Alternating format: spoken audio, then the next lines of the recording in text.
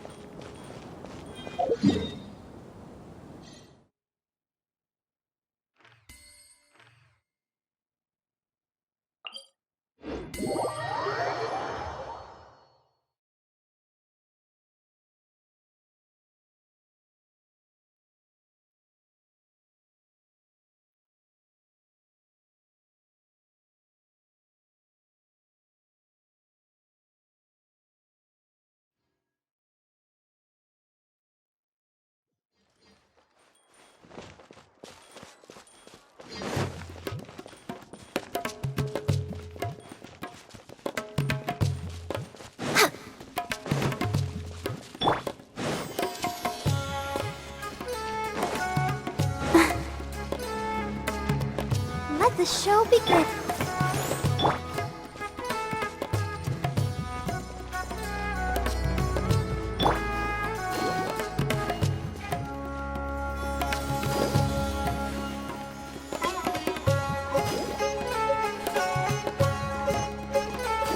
Hey, wanna see something a little different? This is the place we heard those students talking about. Let's find a seat somewhere and see if we can spot the group that... Oh, you've arrived. Please, take a seat. So, they think that they can go toe-to-toe with the boss? Ha!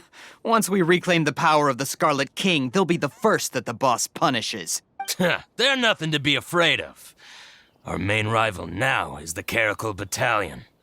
They've also amassed a significant amount of Mora this time. How can the Caracal Battalion compete with the boss when they're nothing but a bunch of money-grubbing opportunists out for a quick Mora? Yeah, with Boss's fervent devotion, he'll be able to use this power to bring our god back this time.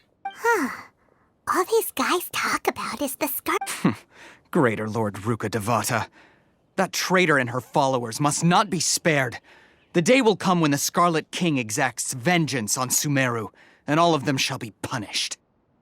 Yeah, Paimon was wondering what they meant too.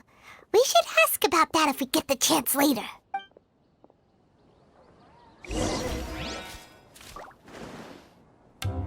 Talk to the bartender if you want a drink.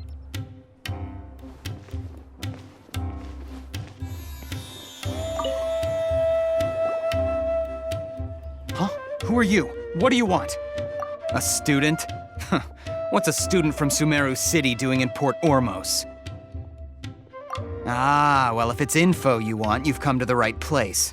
The question is, can you afford it? Oh, Paimon can't stand to see so much more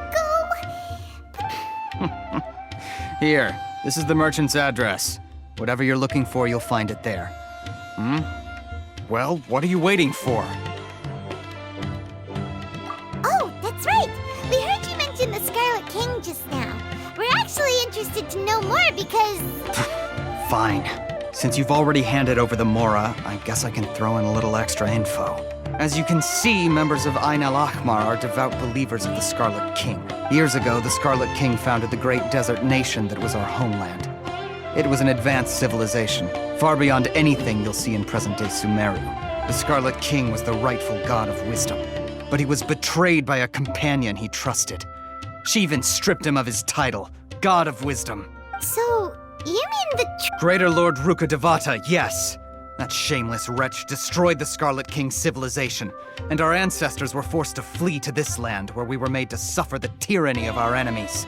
Furthermore, she conspired with the academia to cover up the truth of her actions, and create the merciful and benevolent facade for which she is now known. Ugh, just thinking about it sickens me. But the story doesn't end there, oh no. Mark my words, if what I'm saying makes you shiver with fear, it might not be too late for you to become a believer of the Scarlet King. I don't have anything to say to you academia people about that. I think this conversation has reached its end. Not just yet. This man is a fraud. You again? Deranged academia lunatic. Yes, it's me again. I already warned you that if you weren't willing to sit and discuss things with me, I'd take measures to make things uncomfortable for you. Listen to me. That address he gave you is fake. Or at least, you won't find a merchant waiting for you there. This group has been boasting all around that they can provide information on a certain item as a means of luring people into their territory. Once you show up, they keep up the act until they have hard evidence that you want to purchase said item. Then they use that to squeeze you for all the mora you're worth. Hey! Shut it all, Hatham! What are you playing at, trying to ruin our business like this, I told you the other day. I wish to discuss my terms with your boss. Ha! The boss made it perfectly clear that he won't negotiate with you. Yes, and in no uncertain terms. But that was then. It does not preclude him from changing his mind in the future. I'm warning you. Don't push us, or this could get ugly. We don't usually get rough with people from the academia because it just complicates things. For a lunatic like you, though, we might just have to make an exception. If you're suggesting that we escalate this from a verbal exchange to a physical one, I accept. After all, even the Archons used war to negotiate the ownership of Teyvat. If, on the other hand, we can't agree on any means of negotiation at all, then I'm afraid my next course of action will sting a little more than the mere falling through of a few business deals. I will jeopardize the Eremite's reputation, which I know you value above all else. I am quite confident that if I began to take such action, your boss would willingly approach me himself. However, I fear that by then, some things will have happened that cannot be undone. Also, a word of advice. I suggest you tell your boss exactly what happened here today. What did you say? Consider this. Have I ever failed to follow through on my word in the past? This guy is really out of his mind. Okay then. If you really have a death wish, let's meet a week from today. The pier in front of the Pharos Lighthouse, 4 o'clock in the afternoon, sharp. Don't expect us to hold back. Not so fast. First, you return the 500,000 mora to them.